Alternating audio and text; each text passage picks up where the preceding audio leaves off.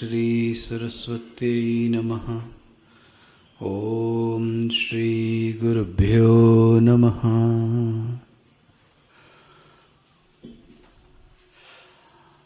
अज्ञानतिमिरान्धस्य ज्ञानाञ्जनशलाकया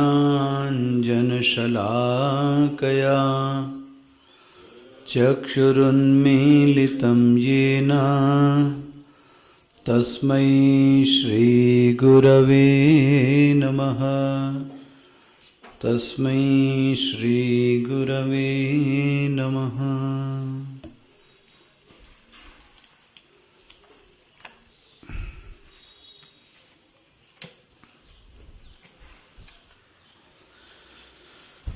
बारहवें श्लोक से तत्रैकाग्रं मनः कृत्वा यतचित्तेन्द्रियक्रियः उपविश्यासने युञ्ज्यात् योगमात्मविशुद्धये समं कायशिरो ग्रीवं धारयन्नचलं स्थिरः सम्प्रेक्ष्य नासिकाग्रं स्वं दिशश्चानवलोकयन् प्रशान्तात्मा विगतभिः ब्रह्मचारी व्रते स्थितः मनः संयम्य मच्चित्तो युक्तवासीत मत्परः युञ्जन्नेवं सदात्मानं योगी नियतमानसः शान्तिं निर्वाणपरमां मत्संस्थामधिगच्छति।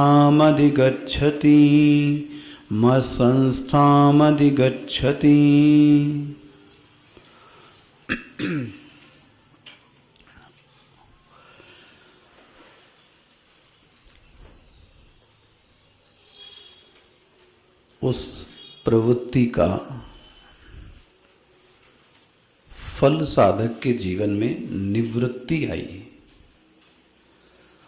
भगवान कृष्ण का कहना है, हे साधक, उस निवृत्ति से किसी भी प्रकार की कोई छेड़छाड़ मत करना। निवृत्ति का उपयोग ध्यान की साधना के लिए करना। इसलिए कहा जाता है कि जब साधक को ध्यान में जाना होवे तो बहुत ज़्यादा बातचीत, बहुत ज़्यादा रजोगुण, बहुत ज़्यादा कर्म का अनुष्ठान नहीं करना चाहिए। जैसे ही बहुत ज़्यादा व्यवहार के बाद जब साधक ध्यान में जाता है तो वह थोड़े समय जब मन एकाग्र होता है तो उसके चिंतन में वही सब चलता है जो क्या है, व्यवहार में था। इसलिए भगवान ने कहा, निवृत्ति का पर्यवसान, निवृत्ति का उपयोग ध्यान में करना चाहिए। दूसरी चीज मैं अब तक ये कह रहा हूं, आत्मा वारे वा श्रोतव्यः मंतव्यः निदिध्यासितव्यः।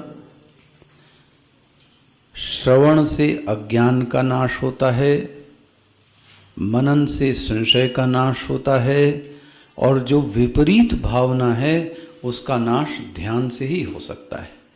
इसलिए साधक को ध्यान अवश्य करना चाहिए। तो बहुत सारी प्रक्रियाएं आपने देख ली कि वो ध्यान में कहाँ बैठे, कैसे बैठे, इसकी चर्चा हो चुकी। अब भगवान कहते हैं, तत्रैकाग्रम मनः कृत्वा। तुम सबसे पहले उस आसन पर, तत्र ये चर्चा हो चुकी कि वह आसन कैसा होवे, वह देश कैसा होवे। तत्र कृत्वा, मन को क्या करो, एकाग्र करके। अभी ध्यान नहीं चालू हुआ है, अभी ध्यान नहीं चालू हुआ है। इसलिए कहा जाता है कि ध्यान के पहले दो चीजें जीवन में अच्छे से पुष्ट होनी चाहिए। वह है आसन और वह है धारणा। दो चीजों का अभ्यास अच्छा करना चाहिए ध्यान के पूर्व ही। इसलिए मैं कह रहा था कंटम्पलेशन इज डिफरेंट एंड मेडिटेशन वो अलग है।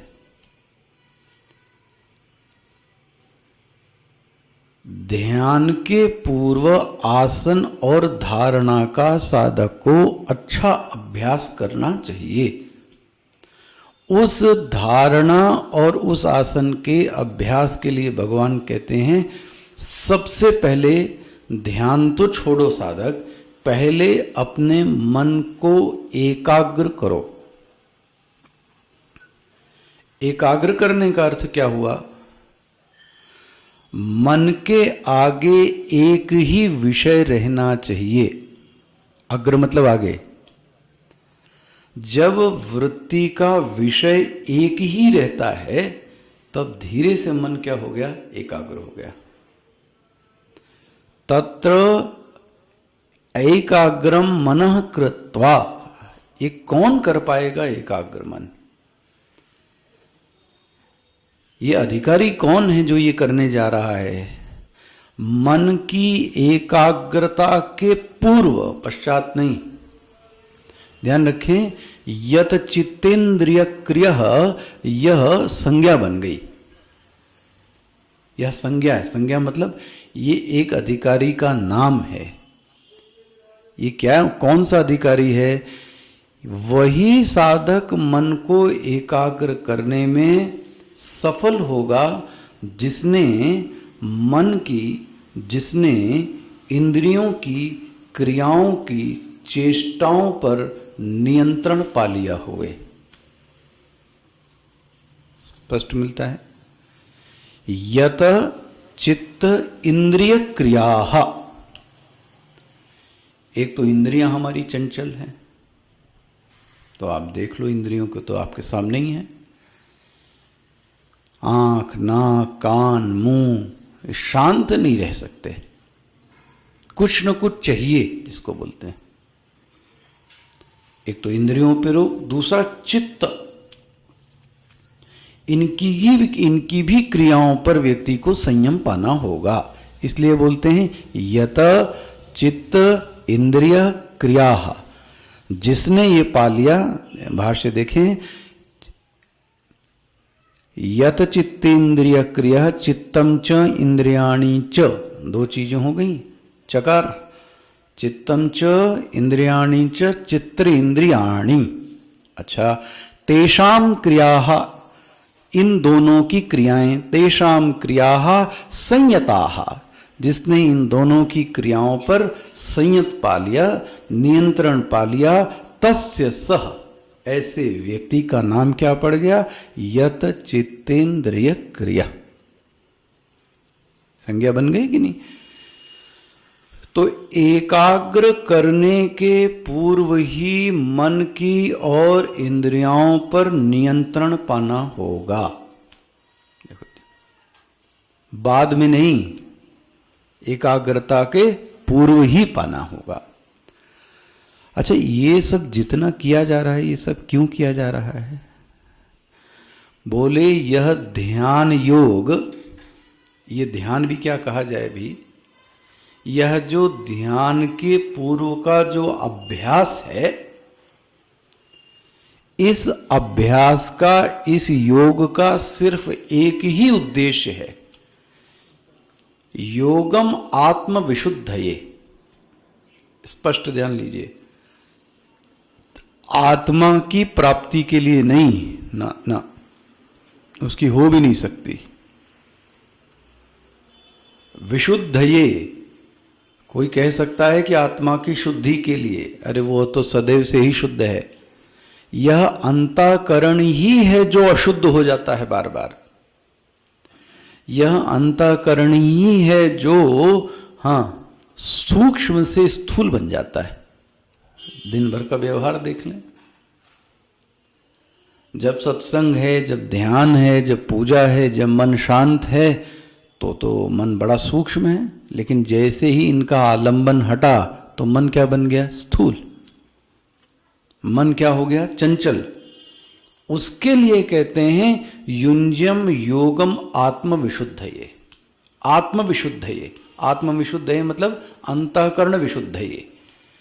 अंतःकरण को सूक्ष्म गहन बनाने के लिए, हाँ, पवित्र बनाने के लिए, ध्यानाभ्यास के योग्य बनाने के लिए, तत्वगाहिनी प्रमा के लिए, जलती हुई एकदम प्रज्वलित प्रमा के निर्माण के लिए, ब्रह्मनिष्ठा की प्राप्ति के पूर्व की प्रमा के लिए, ओहो, ऐसी बुद्धि बनाई जा रही है। अच्छा भाई, तो यह साधक ध्यान में उतरने के लिए तैयार है। कल मैं कह रहा था ध्यान के साधक के लक्षण, बहुत सारे लक्षण हैं, लेकिन एक लक्षण जो मुझे स्वामी जी से बहुत समझ में आया, कई बार इस पर जोर दिया गया, और वो मैं कल कह रहा था, इसको ब्रह्मसूत्र में अच्छे से समझा रहे थे कि जो ध्यानाभ्यासी साधक है, ध्यान में सफल नहीं कह रहा हूं, ध्यान में सफल नहीं कह रहा हूं, ध्यानाभ्यासी साधक का लक्षण है कि उसकी प्रतिक्रियाएं बड़ी सधी हुई होती हैं। और इसको अच्छे से समझ लें, आपके सामने कभी ऐसा बोला होगा स्वामी जी ने, वह किसी भी घटना के लिए रिएक्ट नहीं करता, रिस्पॉन्स करता है। इन दोनों में अंतर है। हमारी किसी घटना पर, किसी चर्चा पर जो प्रतिक्रिया है, उस प्रतिक्रिया को ये मापिए कि ये रिस्पॉन्स है कि ये रिएक्शन है। क्या कहेंगे?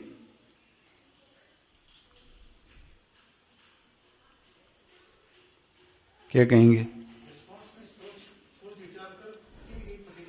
रिस्पॉन्स देने के लिए व्यक्ति आवश्यक नहीं है कि वह उसी समय बोले। पहला,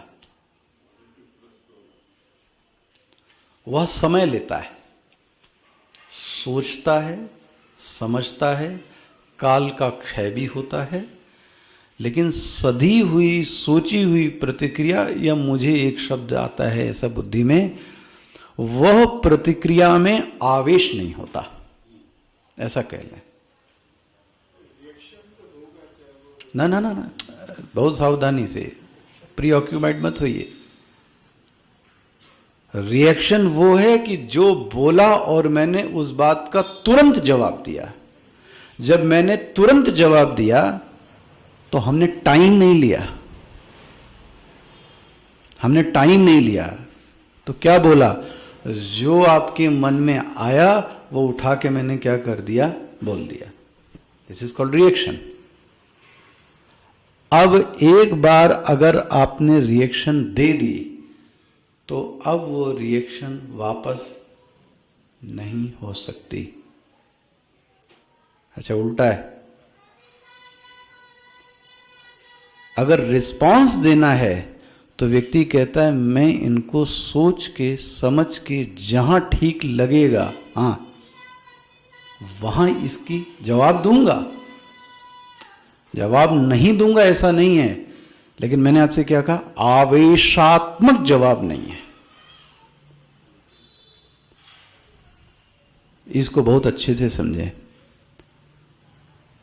तुरंत का तुरंत जब हम देते हैं जवाब, बिना सोचे समझे, बिना समय लिए, ओहो, बात बिगड़ गई। ये महाराज जी, ये तो राजनीतिज्ञों से भी सीखने वाला है, मुझे तो ये लगता है। उनमें भी तो कुछ गुण होंगे भाई। बहुत सोच कर, समझ कर प्रतिक्रिया दी जाती है, उसका जवाब दिया जाता है, प्रत्युत्तर दिया जाता है। आपके पास लौटने का, सोचने का समय है। वो समय क्या कहलाता है? रिस्पॉन्स। लेकिन जब किसी बात का जवाब बिना सोचे, बिना समझे, बिना समय लिए जो मन में आया और उसी का उसी क्षण में जब हम जवाब देने का प्रयास करते हैं, तब वो क्या बन गई? प्रतिक्रिया। प्रतिक्रिया मतलब इंग्लिश में क्या कहेंगे? रिएक्शन। फिर रिएक्शन का उत्तर, फिर रिएक्शन आएगा, और क्या होगा? रिस्पॉन्स का उत्तर थोड़ा स्लो आएगा। व्यक्ति को गलती का एहसास भी होता है। मैं बुद्धि से नहीं कहना चाह रहा हूं, समय लेता है, समय लेता है।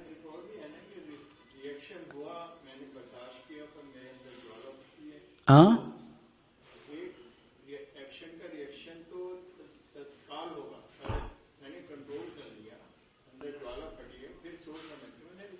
गुड। तो रिएक्शन एंड रिस्पॉन्स तो दिया किससे जाएगा? मन से, सेंस ऑर्गन से। हाँ, ठीक है, मन में क्या आया ये मायने नहीं रखता। हाँ, तो वो यहाँ यह विषय नहीं है। देखो यहाँ विषय क्या है? रिएक्शन मतलब आपने बोल दिया, रिस्पॉन्स मतलब आपने, एक धनुष में बाण था, वो क्या हो गया? निकल गया। मन खराब हुआ, वो आप जनो भाई, किसी को भी आप गाली दोगे तो क्या बड़ा प्रेम से वो सहेगा? लेकिन हाँ, अगर बुद्धिमान व्यक्ति होगा तो उस समय ज्वाला निकलेगी, लेकिन अपनी ज्वाला को अपनी इंद्रियों के सम्मुख नहीं आने देगा। यही तो मैंने कह रहा हूं, नेताओं से सीखो। एक के लिए उसके जन्मदिन पर इतना बड़ा समारोह और उसको अवार्ड देना, उसको बताना कि ये पितामह हैं राजनीति के, और दूसरे ही क्षण उसके लिए ऐसा बयान देना। अभी क्या कहोगे आप? मन में तो शत्रुता का भाव है ही है, लेकिन उस शत्रुता के भाव को, ज्वलन की वृत्ति को इंद्रियों पर नहीं आने दिया। यही तो कला है। संभवतः इस क्लास में चर्चा हुई होगी, इसी को शम और दम कहते हैं, मैंने पढ़ाया था। एक है मनोनिग्रह, एक है इंद्रिय निग्रह। यहां तो इंद्रिय निग्रह हुआ। ये किसका लक्षण है? ये ध्यानाभ्यासी का लक्षण है।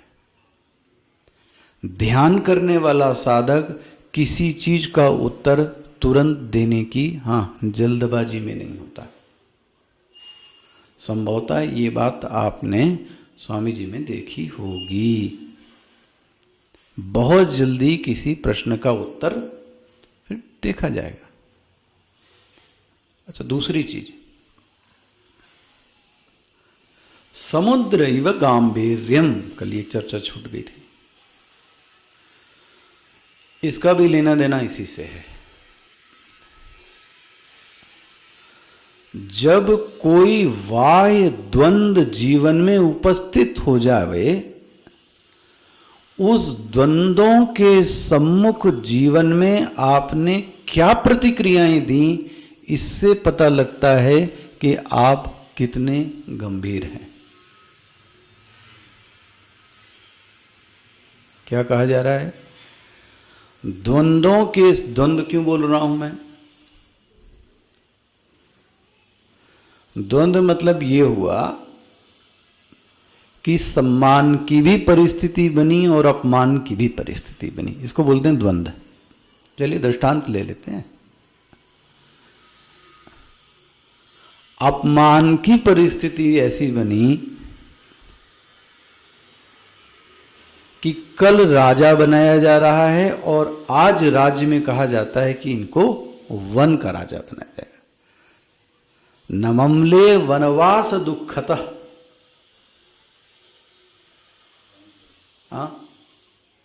रामचरितमानस में है, गता न अभिषेकस तथा न ममले वनवास दुखतः। तो मिश्रा जी आगे पूरा कर सकते हैं? फंस गए गुरु, आ जाओ। मुखाम्बुज श्री रघुनंदन से में मति मंजुल, ऐसा है। वो जो भगवान की मुस्कुराहट है, मुखाम्बुज श्री रघुनंदन से में, उसमें कतई अंतर नहीं आया। क्या कहने पर? आज आपको वन गमन दिया जा रहा है। न ममले वनवास दुखतः, वनवास रूपी ये बात कहने पर भी उनके चित्त में एक रेख नहीं लगी। ये क्या है? समुद्र विगाम्भीर्य। ये कौन सा द्वंद है? ये अपमान वाला द्वंद था। अच्छा, सम्मान वाला द्वंद दिखा। पता नहीं, पहले का तो नहीं पता, मेरा इसका अनुभव नहीं कोई। किसी लड़के का विवाह हो ना होवे तो कितना उतावलापन आजकल दिखता है। उसकी प्रतिक्रियाओं में जरा देखिए। भगवान राम का विवाह होना था तो आपको पता है कि जब उनको धनुष के तोड़ने के लिए जाने के लिए कहा गया, हाँ, तभी वो उठे। और उस उठने में भी कोई चंचलता नहीं दिखती। और गोस्वामी जी ने वहां लिखा है ऐसा कि सिंह भी शर्मा जाए इस बती से भगवान राम उठते हैं। वाह, कितना संयम है, कितना कंट्रोल बिहेवियर है। हाँ, इतना नियंत्रित व्यवहार है। उतावलापन नहीं दिखता कि अब बस अब तो मैं धनुष तोड़ने जाता हूं। वो भी जब तक, हाँ, ऋषि ने नहीं कह दिया तब तक वो अपने आसन से नहीं उठे। कोई चंचलता ना चेहरे पर ना इंद्रियों पर। हमारा आपका सम्मान होने लगे तो हमारी इंद्रियों और मन में चंचलता दिख जाती है। ये है समुद्र विगाम्भीर्य। कितनी भी विषम परिस्थिति,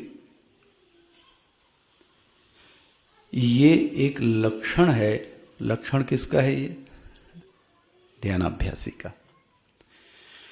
तो इसको ऐसा समझें कि जितना व्यक्ति ध्यान करता जाता है, अभ्यास करता है, एक तो वो यह है कि वह अनावश्यक प्रतिक्रियाएं नहीं देता। उसके शब्दों के पीछे कोई ना कोई भाव छिपा होता है। वो बहुत कम प्रतिक्रियाएं देता है, लेकिन जो भी प्रतिक्रियाएं होती हैं वो बड़ी सधी हुई होती हैं। ये लक्षण ध्यान करने वाले साधक में घटित होता है। तो हम में और आप में भी ये लक्षण घटित होना चाहिए। ये इसलिए कह रहा हूं मैं। तो इसका अभ्यास तो ऐसे ही करें कि थोड़ा बैठें और तुरंत की तुरंत प्रतिक्रिया देने से बचें। स्पॉन्टेनियसली तुरंत देना कोई आवश्यकता है। पढ़े लिखे समाज में बहुत अच्छे विद्वानों में मूर्खता का द्योतक माना जाता है। ये चंचल व्यक्ति है, क्या आवश्यकता थी? अरे कई बार तो प्रश्नों के उत्तर में मैंने स्वामी जी को देखा कि 2, 3, 4 दिन, यहां तक कि 1 साल बाद में भी उस प्रश्न का उत्तर दिया उन्होंने। इतना धैर्य धारण करना आसान नहीं। हम आप हों तो फिर तुरंत का तुरंत। ये ध्यानाभ्यासी साधक के लिए धारणा का, हाँ, और आसन का विशेष महत्व है। अच्छा, ये भी देखो, शरीर की मुद्राओं का प्रभाव हमारे मन पर पड़ता है। ये साइकोलॉजी देखो, शरीर की मुद्राओं का प्रभाव